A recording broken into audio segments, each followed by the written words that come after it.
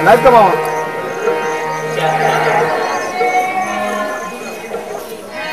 कोणाच केलं नाही देणं काढायलाच लावा हा काढायला लावा मी परवा दिवशी गाडी पाठवून देतो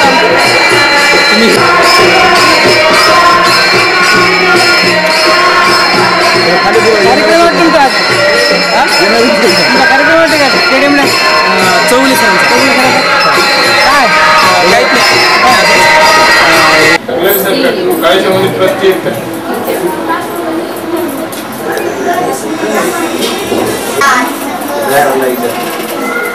अरे विचारा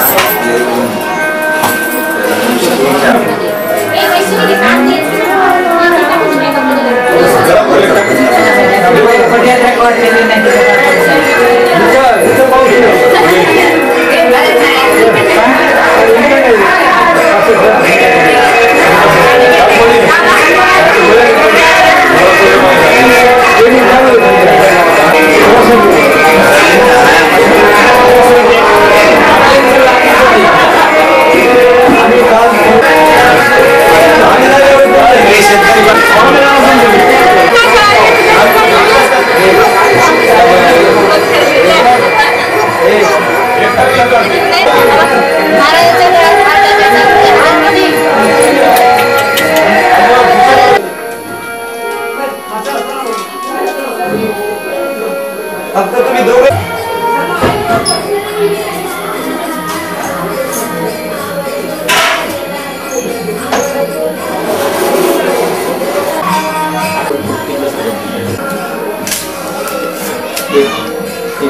इकडे बघा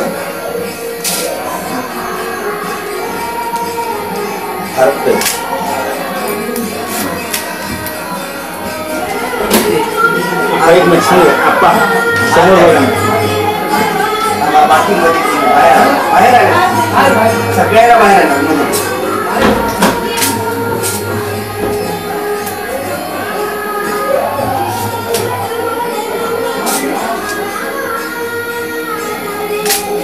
चला बस झालं एक मिनिट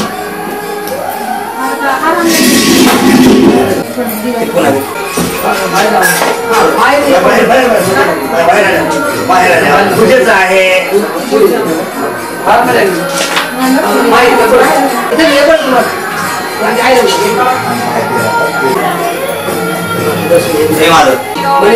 स्वामी महाराज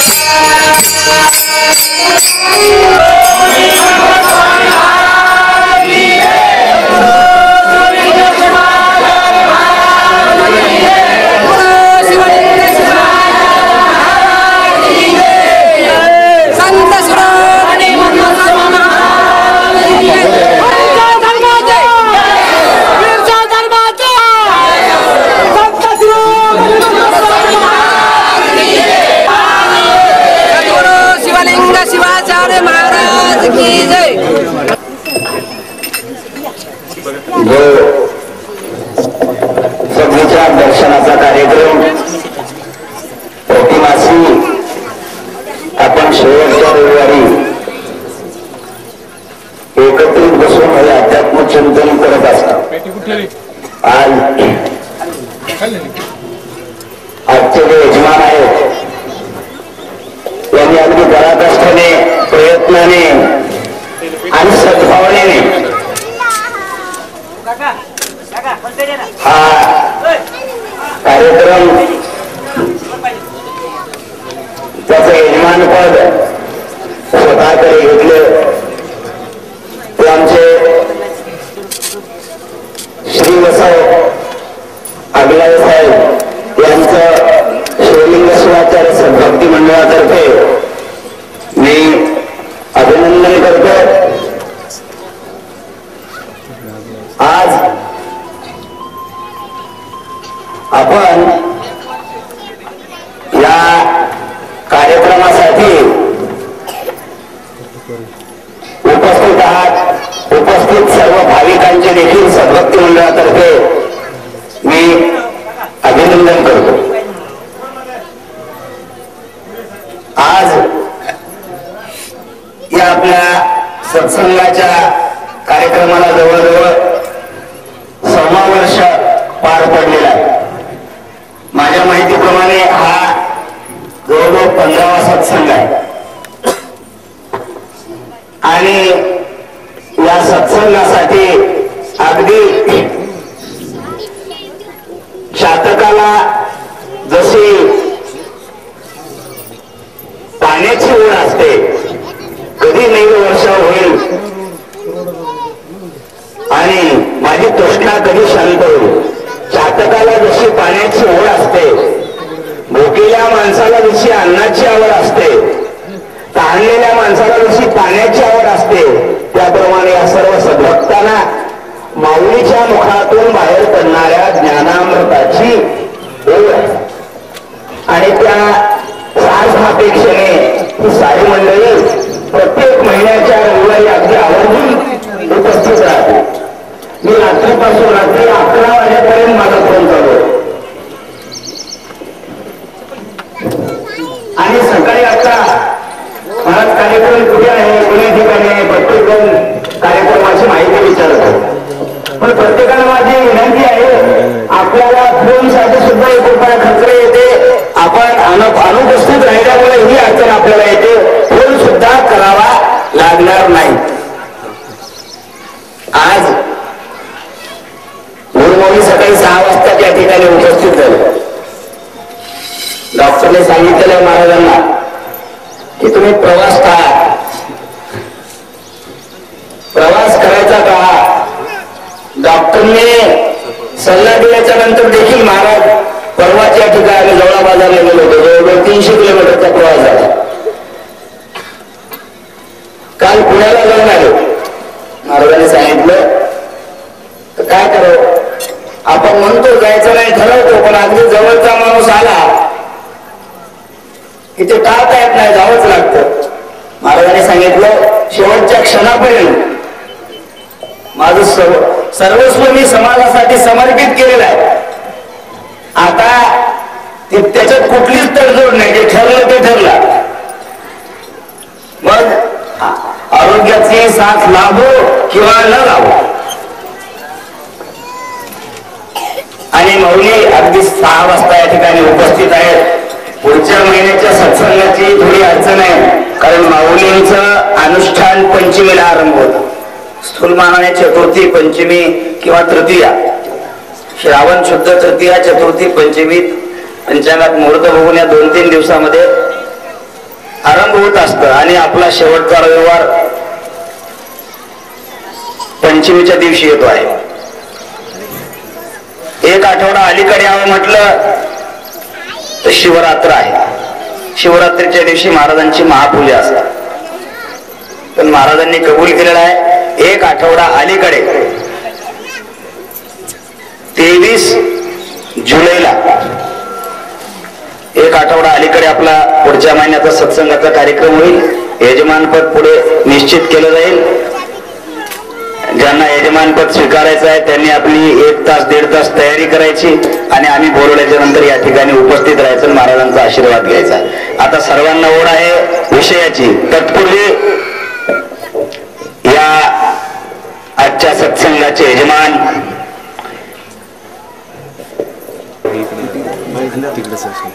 पुष्पहार अर्पण करतो.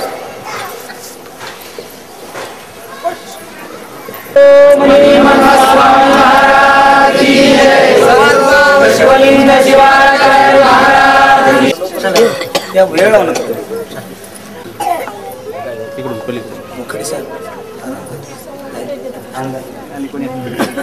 संत उपाध्यक्ष श्री गोविंदरावजी मोखरे साहेब आपल्याला पुष्पहार अर्पण करतो.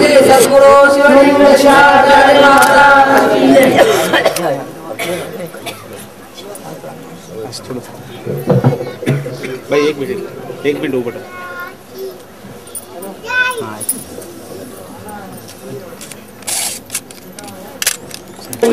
स्वामी महाराज की जय. सद्गुरु शिवलिंग शिवाचार्य महाराज की जय.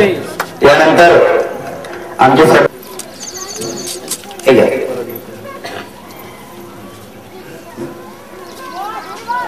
सर थोडं संत शिरोमणी मन्मथ स्वामी महाराज की जय. महात्मा बसवेश्वर महाराज की जय. सद्गुरु शिवलिंग शिवाचार्य महाराज की जय. आपण मागच्या जवळजवळ 1.25 वर्षापासून मध्ये आपण रोज कसं वागावं, आपलं जे दैनंदिन जीवन आहे, आहार विहार, आपला आहार कशा पद्धतीचा असावा, आपला विहार कशा पद्धतीचा असावा, या सगळ्या गोष्टीचा आपल्याला विचार गुरुमाऊलीकडून ऐकावयास मिळणार आहे. माऊली केवळ अध्यात्माचेच पदवीधर नसून आरोग्यशास्त्रातील पदवीधर आहेत. त्यांनी डॉक्टरेट मिळवलं आहे, ते डॉक्टर आहेत. म्हणून आपण त्यांच्याकडून आरोग्य देखील शिकण्याचा प्रयत्न करावा, जेणेकरून भविष्यामध्ये माझं आरोग्य सुदृढ आणि निरोगी कसं राहील. कारण आज फार मोठी अडचण निर्माण झालेली आहे. एकदा माणूस डॉक्टरकडे गेला, दवाखान्यात गेला, हॉस्पिटलमध्ये गेला की रिकामा झाल्याशिवाय बाहेर येत नाही. म्हणून प्रामुख्याने या सत्संगाच्या माध्यमातून आपल्याला आरोग्याच्या दृष्टीने फायद्याच्या गोष्टी काय ऐकाव्यास मिळतील, दैनंदिन जीवनामध्ये आचरणात आणल्याच्या नंतर आरोग्याच्या दृष्टीने मला कुठला लाभ होईल, हा विषय आज आपण माऊलीकडून ऐकणार आहोत. आता वर्षा ऋतू लागलेला आहे. आषाढ आणि श्रावण आणि आरोग्यशास्त्राचे काही नियम आहेत. आरोग्यशास्त्र आपल्याला व्यवस्थितरित्या सांगतं कुठल्या ऋतूमध्ये, कुठल्या महिन्यामध्ये कुठला आहार घ्यावा, याचं एक शास्त्र ठरलेलं आहे. आता वर्षा ऋतू लागलेला आहे, आषाढ आणि श्रावण. अनेक प्रकारचे साथीचे रोग या 2 महिन्यामध्ये, अनेक प्रकारचे साथीचे रोग पाण्याच्या द्वारात, अन्नाच्या द्वारात त्याचा प्रामुख्याने आपल्या प्रकृतीवर परिणाम होतो आणि आपलं आरोग्य बिघडण्याची शक्यता असते. म्हणून मानवी जीवन आणि आहार याविषयी गुरु महाराज आपल्याला प्रबोधन करणार आहेत.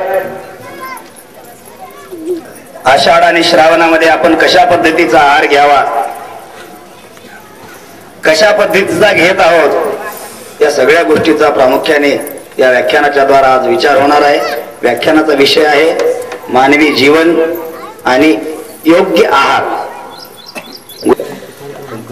ब्रह्मानंदं परम सुखदं केवलं ज्ञानमूर्तिं द्वन्द्वातीतं गगनसदृशं तत्त्वमस्यादिलक्ष्यम् एकं नित्यं विमलमचलं सर्वधी साक्षिभूतं भावातीतं त्रिगुणरहितं श्रीगुरुं तं नमामि. अज्ञानतिमिरान्धस्य ज्ञानाञ्जनशलाकया चक्षुरुन्मीलितं येन तस्मै श्रीगुरवे नमः. तस्मै श्रीगुरवे नमः. तस्मै श्रीगुरवे नमः.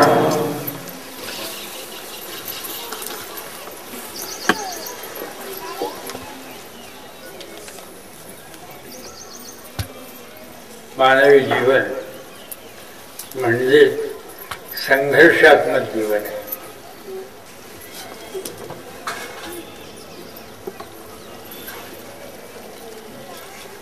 या संघर्षात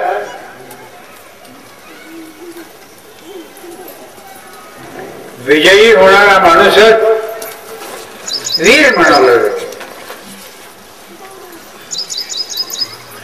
हा संघर्ष 3 प्रकारचा आहे.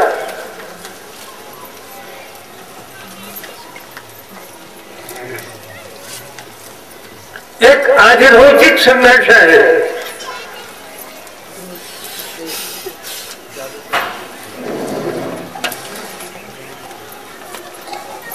ज्यात पृथ्वी, आप, तेज, वायू, आकाश आणि त्याबरोबर तज्जन्य पदार्थ पृथ्वीपासून उत्पन्न होणारे, जलापासून उत्पन्न होणारे, अग्नीपासून उत्पन्न होणारे, वायूपासून उत्पन्न होणारे जे पदार्थ आहेत त्यात मी एक विषय सोडला, आकाश सोडलं. लक्षात आहे की नाही तुमच्या? का आकाशाला का सोडलं?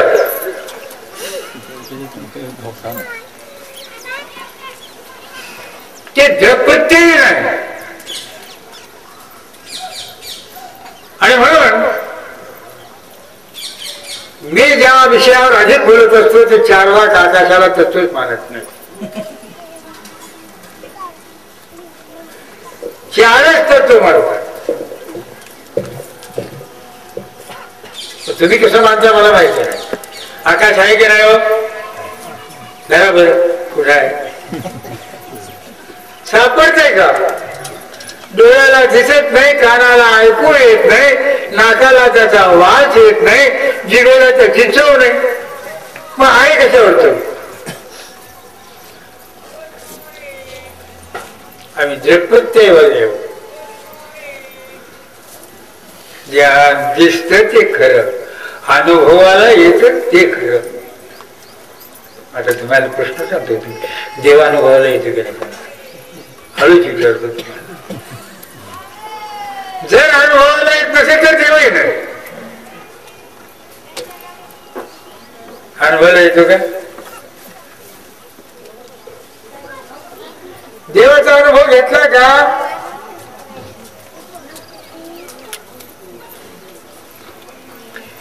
मग आता एवढे गप्प बसायचं अर्थात देव नाही जगात. मानू का मी तसं? तुमचा अभिप्राय तसा आहे का? नाही ना? बरं, हिंमत होत नाही. अनुभव आहे त्या देवाचा, सगळ्याला देवाचा अनुभव आहे. कारण मी आहे,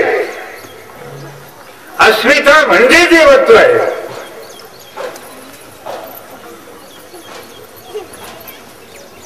लोक म्हणतात चैतन्य म्हणजे देवत्व आहे, मी मानत नाही. त्या चैतन्यामध्ये जी अस्मिता आहे ते देवत्व आहे, ते दिव्यत्व आहे, ते पावनत्व आहे.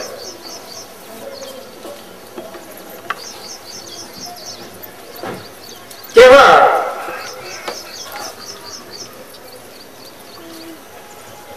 महत्वाचा संघर्ष मी पहिला सांगितला तुम्हाला, आधिभौतिक संघर्ष आहे. या पंचभूताबरोबर आपल्याला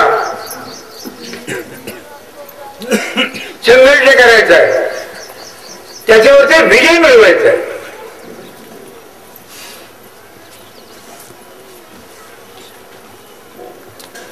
पृथ्वी तत्व, जलतत्व,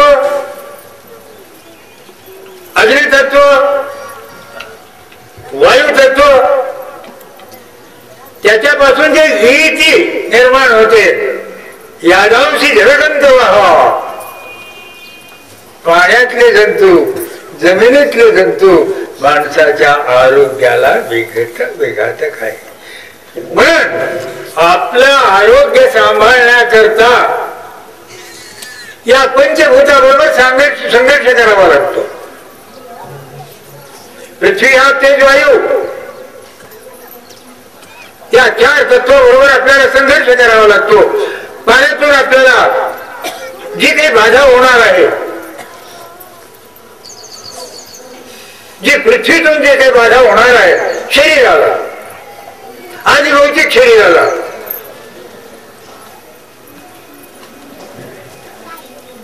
त्यापासून अग्नी तत्वापासून जो बाधा होणार आहे, त्यानंतर वायू तत्वापासून जो बाधा होणार आहे, त्याच्याकरता आपण सिद्ध पाहिजे.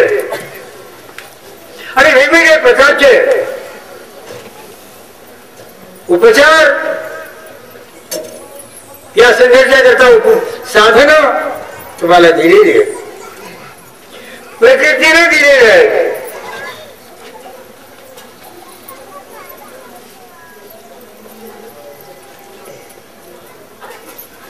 धूळ लागल्याबरोबर डोळे का झाकता तुम्ही?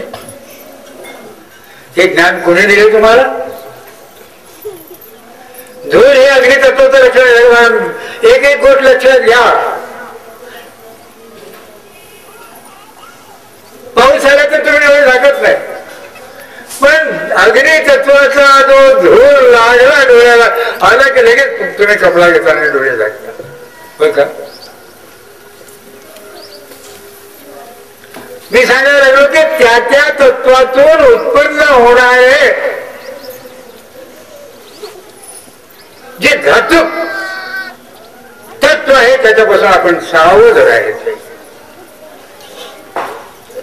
त्याच्याकरता आपली तयारी पाहिजे, संघर्षाची तयारी पाहिजे, प्रत्येक तत्वाचं ज्ञान पाहिजे आहे.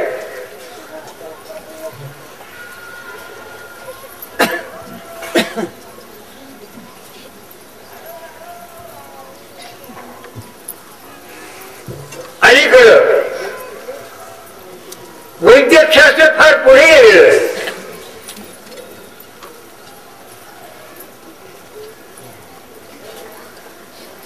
रोगाबरोबर विषाणूही निर्माण झालेले आहे.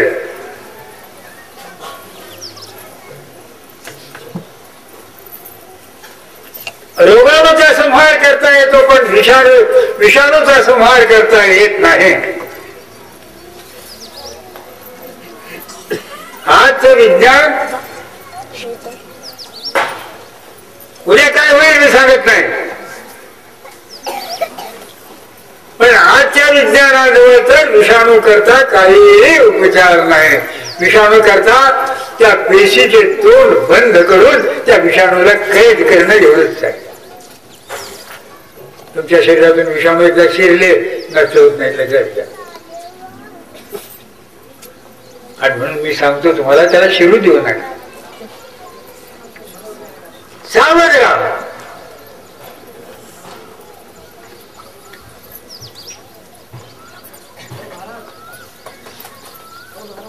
आणखी तुम्हाला चेतना सांगतो, सावधतेचे एक लक्षण सांगतो. आंतरराष्ट्रीय रोग संक्रमण आहे.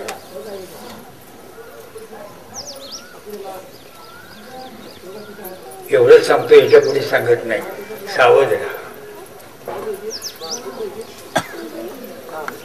आणि त्याचं एक उदाहरण म्हणजे चिकनगुनिया. हे आंतरराष्ट्रीय आहे, आक्रमण आहे. आम्ही अबोध जगविज्ञानामध्ये फार पुढे गेले. एखाद्या देशाला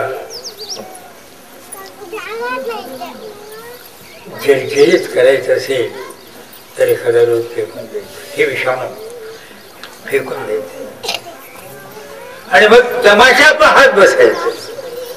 आणि मग त्याच्यावरतीच आपण सांगायचं जे हे आहे.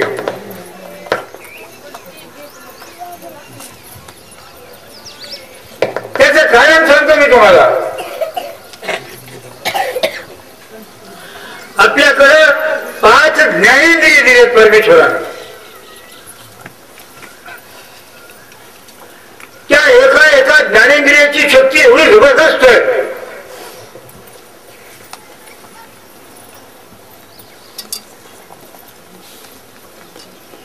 की कुठल्याही व्याधीला, कुठल्याही आक्रमणाला भौतिक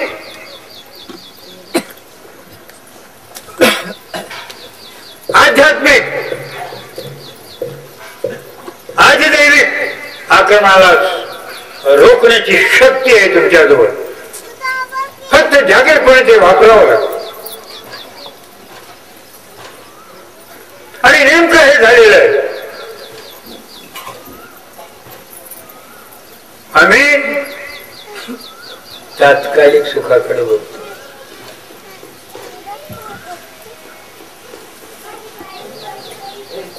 जिभेला गोड लागते की नाही?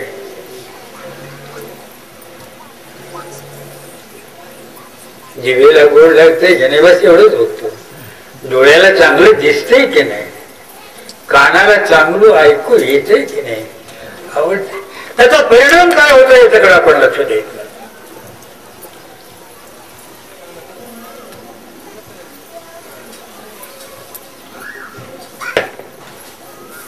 आता आमच्या एका ते काय म्हणतो जरा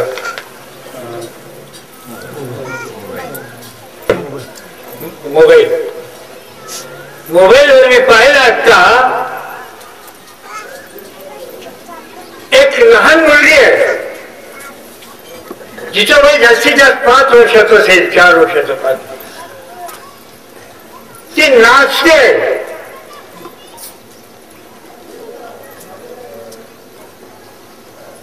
आणि तिचे वडील आई आप बघतात आनंदात. ते नाच कुठे शिकला त्यानं?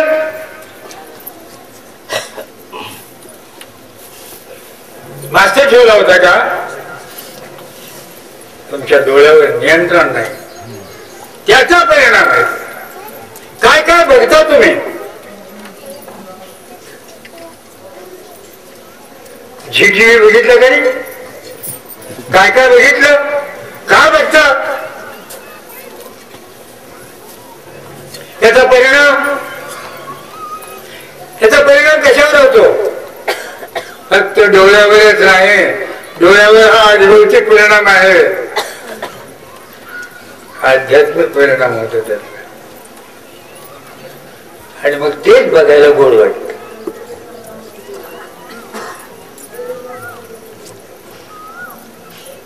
आणि त्याच्या वगैरे संस्कृती नेस्त नावं घेऊ लागली.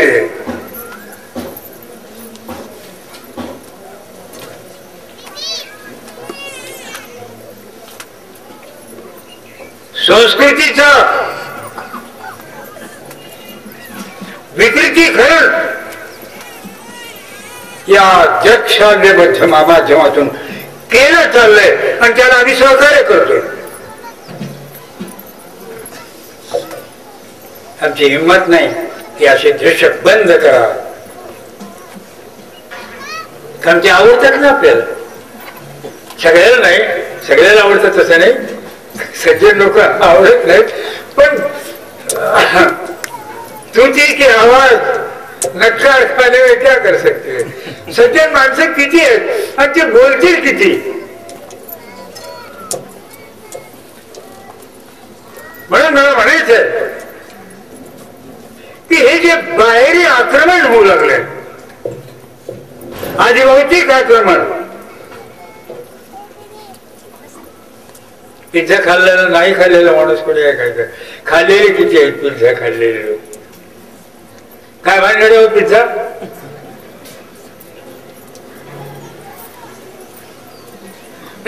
सांगायला ना तुम्हाला की आरोग्याला विघातक असा आहार कसा येऊ लागला. फास्ट फूड, डायजेस्टेड फूड, पचवायची गरजच नाही, ध्यानचा सुंदर. आणि म्हणून आजची पिढी मी पाहतोय आमच्या गावामध्ये अहमदपूर मध्ये, ज्यावेळेला मी अहमदपूरला आलो, एक सरकारी दवाखाना,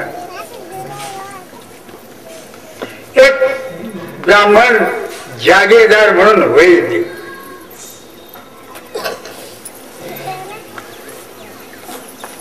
फक्त दोनच होते.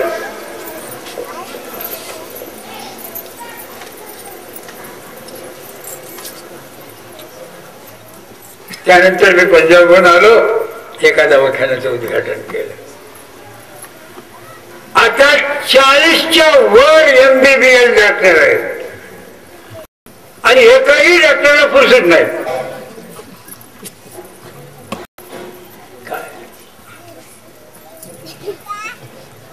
हे काय आहे, हे का होऊ लागलंय. आपल्या आहारावर नियंत्रण नाही. आणि मी नेहमी म्हणत असतो सगळे रोग जीवित आहे. जितके रोग आहेत, बहुतेक रोग आहारामुळे. भारतीय आहारशास्त्र ऋतुमानाप्रमाणे आहे. कोणत्या ऋतूमध्ये कोणता आहार घ्यावा, काय खाऊ नये, काय खावं, कसं राहू नये, कसं राहावं, कपडे कोणते वापरावे. सांगा तुमच्या घरी ज्या ते काय म्हणते, कोणतं म्हणतात तो, मधून सारा शरीर दिसतं. थंडीमध्ये थंड पडतं, उन्हाळ्यामध्ये गरम होतं.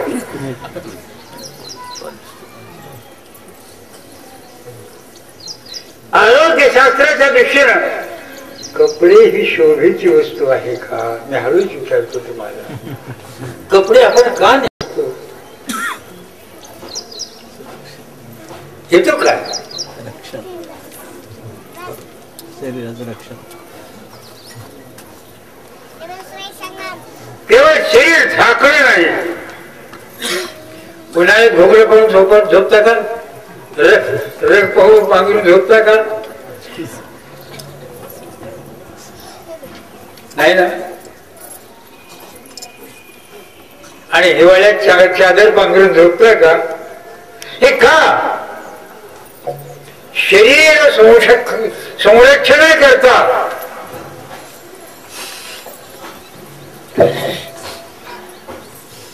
आहार ही केवळ आरोग्य संरक्षणा करताय. अन्नम ब्रह्मेति वेदानात्, अन्नम ब्रह्मेति वेदानात्, अन्नम ब्रह्म रसो विष्णु भोक्ता देवो महेश्वरः. कधी जेवताना आठवण केली होती का? निदान जेवायच्या शिवाय नमा एवढं तरी म्हणला होता का? जाऊ दे, इतके दिवस म्हणला नाही तर नाही, आता आजपासून तरी आता स्वयंपाक तयार झालाय, आता ह्या जेवणापासून तो सुरू करा. वदनी कमल घेता नाम घ्या शंकराचे, एक एक घासाबरोबर जर भगवंताचं नाव घेतलं तर निश्चितपणे त्या अन्नाचा परिणाम परिपाक कल्याणकर होणार आहे, मंगलकर होणार आहे.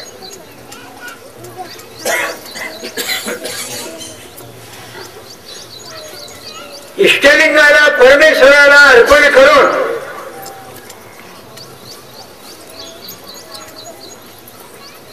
सेवन केलेले पदार्थ विषमत्व मृतं क्वचित भवे.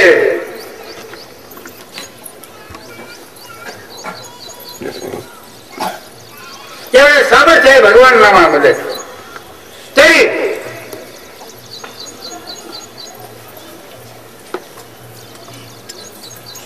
पण देश काल परिस्थिती आणि ऋतू याच्या अनुषंगाने आहार घेणं अत्यंत गरजेचं आहे. अन्न ब्रह्म आहे.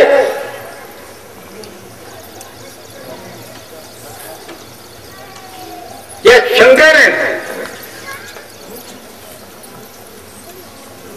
कारण सारं विश्व अन्नातून जन्मलं. अन्नात जीव खनिर्माणी भूतानि जायन्ते, अन्नेन जातानि जीवन्ति, अन्नं प्रयन्ति भितुं नुशन्ति, तद्ब्रह्म तद्जिज्ञासु.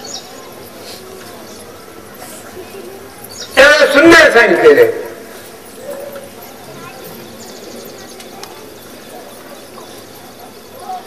आणि म्हणून ते अन्न ब्रह्मरूप असावं, ते पवित्र असावं, ते शुद्ध असावं. मी इकडे थोडं सांगू इच्छितो. महिला मंडळाने लक्ष द्यायचंय. अन्नामध्ये 4 दोष आहेत.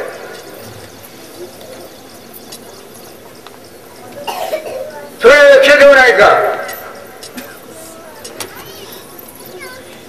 एक उत्पत्ती दोष आहे,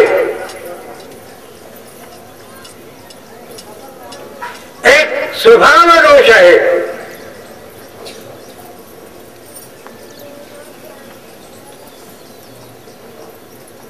एक पाक दोष आहे आणि चौथा दृष्टी दोष आहे.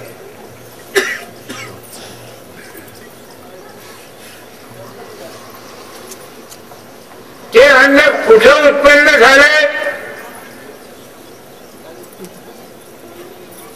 त्याला पाणी कोणतं दिलं गेलंय.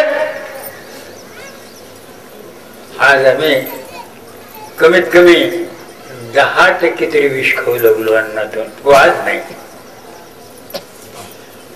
अंतःप्रवाही कीटकनाशक, नाशक जे पदार्थ वापरलं जातं, जे औषध, त्याचा अंश आपल्या वांग्याच्या भाजीत येतो.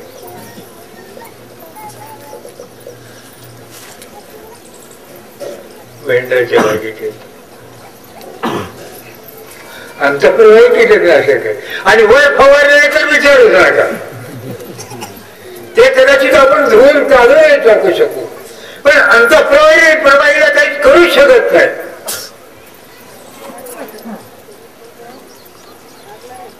आणि त्यामुळं आपली जी नॅचरल इम्युनिटी आहे, प्रतिकार, रोग प्रतिकार क्षमता आहे, ती वरच्यावर क्षीण होत चालली.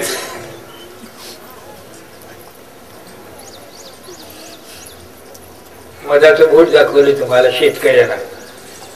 अन्न अधिक पिकवायचं असेल तर हे करा.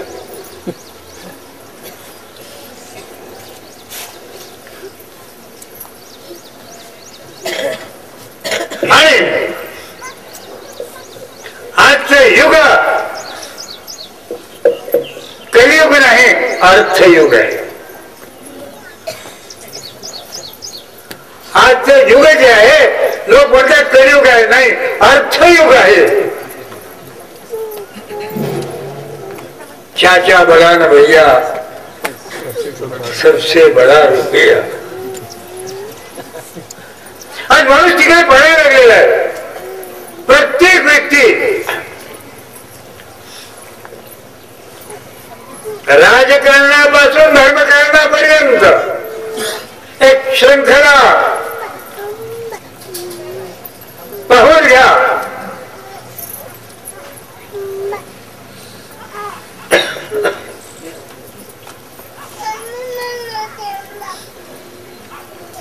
पैसा, सत्ता आणि चंगळवाद.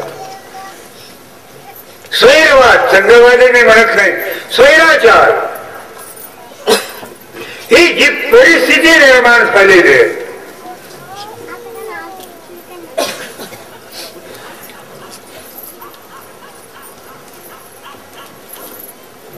याच्यावरती नियंत्रण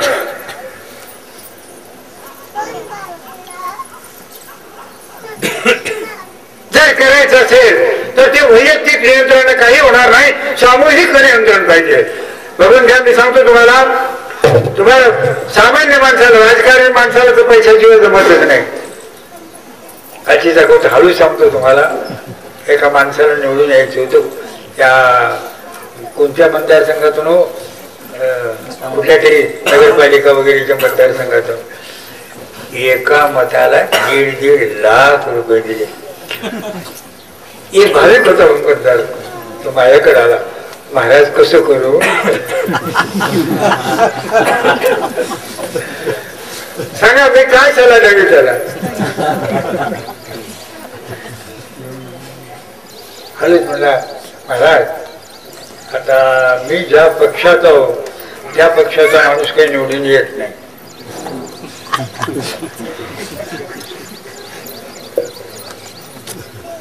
काय म्हणणार तुझं? काय म्हणलं, 1.5 लाख रुपये सोडा कशाला, म्हणजे माझ्याकडे विचारायला आलासच कशाला,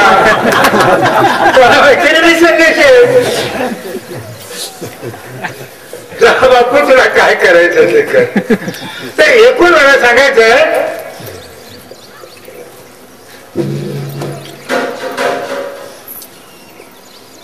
धनलोभा पुढे तुम्ही भूत दया का त्याचिता. एवढा माणूस धनलोभी झालेला आहे. खरं तो तर ग्रहस्थाश्रमी होता, आमच्यासारखे भरभरी काही कमी नाही. आम्ही व्यापार सुरू केलाय. प्रवचनाला किती 1.5 लाख रुपये. नुसती पाठपूजा करायची असली तर कमीत कमी 500 रुपये पाहिजे, याच्यापेक्षा कमी पाठपूजाला मिळणार नाही तुमच्याकडे. काय चाललंय काय?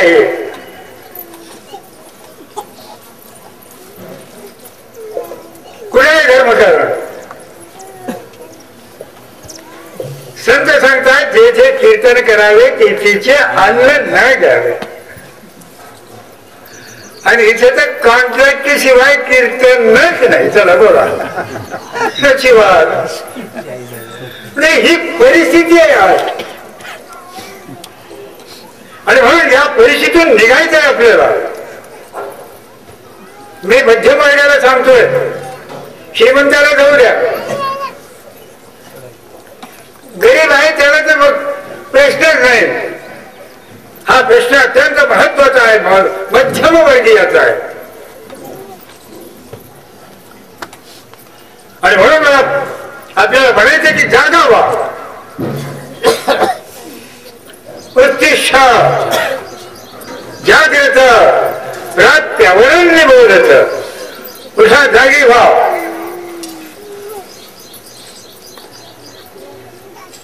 समजून घ्या आचार्य काय सांगतात, धर्मशास्त्र काय सांगतं. आणि नंतर समजून घेऊन लोकांना सांगा. आचार्य रेणू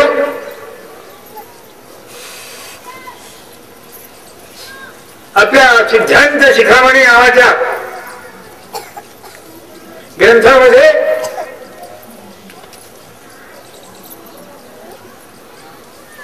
व्यवहारिक जीवनाविषयी फार सुंदर प्रतिपादन केलेलं आहे.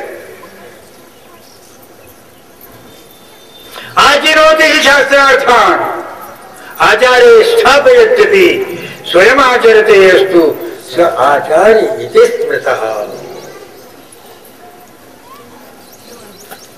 विचार करायचा, शास्त्राचा अध्ययन करायचं, त्याचा अनुभव घ्यायचा आणि सर्वात अधिक महत्व जर कशाला असेल तर अनुभव आला. अनुभव आलेले बोलू नयेत. पहा,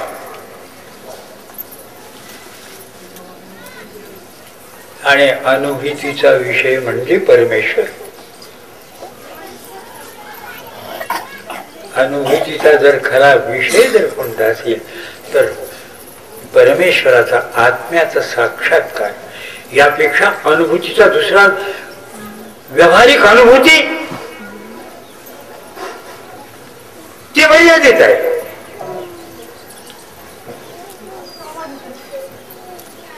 अमर्याद अनुभूती म्हणजे आत्मानुभूती आहे.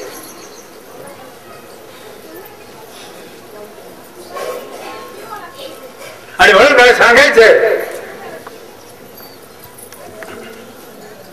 की ह्या अशा या परिस्थितीमध्ये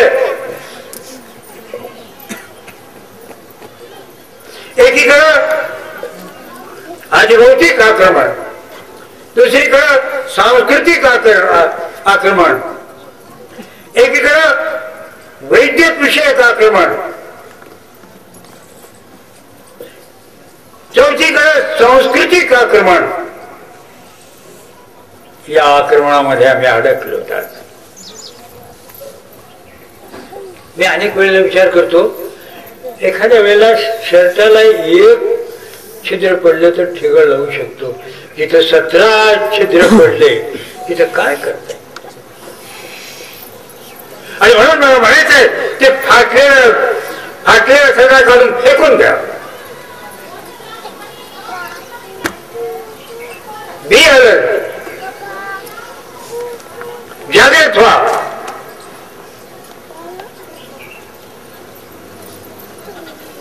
आपलं जीवन एक अमूल्य वस्तू आहे.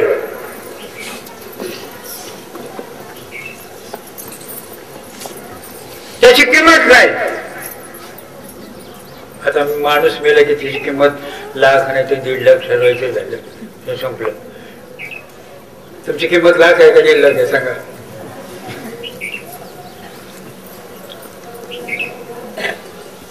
टाटाला विचारा तुझी काय किंमत आहे.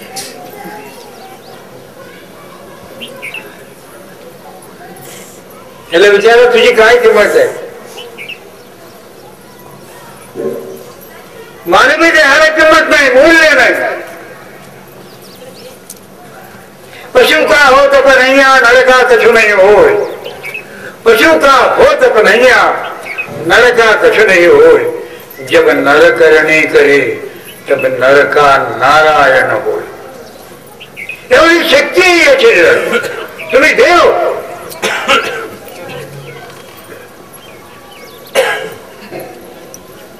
आहात. त्या संतांनी सांगितले की होय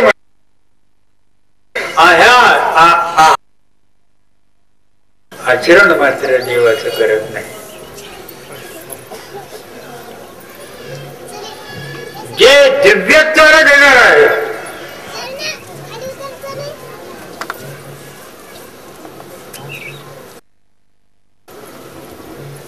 जे पावित्र्य देणार आहे, जे सुसंस्कृत करणार आहे, त्याच्याकडे आपण पाठ फिरवली.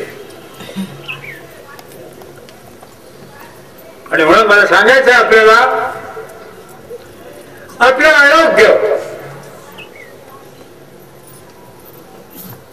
अगोदर सांभाळा.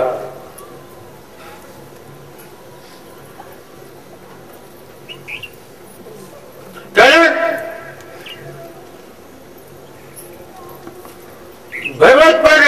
कार्य आरोग्याविषयी इतके जागरूक आहे. ते म्हणतात तुम्हाला देव व्हायचंय ना, तपश्चर्या करायची ना, आत्मसाक्षात्कार करून घ्यायचा आहे ना, तर तुम्हाला शरीर पाहिजे. शरीराशिवाय काहीही करता येत नाही.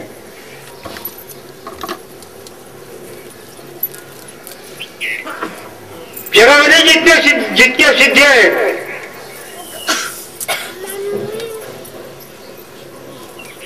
सर्वासां सिद्धीनां यज्ञगत्रे तपस्तत् कायम मूलमहि तस्मात् कायम न संत्यजेत. कारण तपश्चर्यानं साऱ्या गोष्टी साध्य होतात. तपश्चर्या म्हणजे काही रानात बसून तप करा म्हणत नाही. प्रत्येकाची तपश्चर्या वेगळी आहे. व्यापाराची तपश्चर्या काय, कोणी आहे का व्यापारी इथं? व्यापारीची तपश्चर्या काय, सकाळी दिवस निघायला की दुकानावर बसावं, ते जेवायला गेले तर डब्बा तर आणून ठेवावा जेवावा, तो 12 तास त्या दुकानावर बसणं म्हणजे व्यापाऱ्याची तपश्चर्या आहे. तुमची तपश्चर्या काय, सकाळी 10 ते 1:30 खुर्ची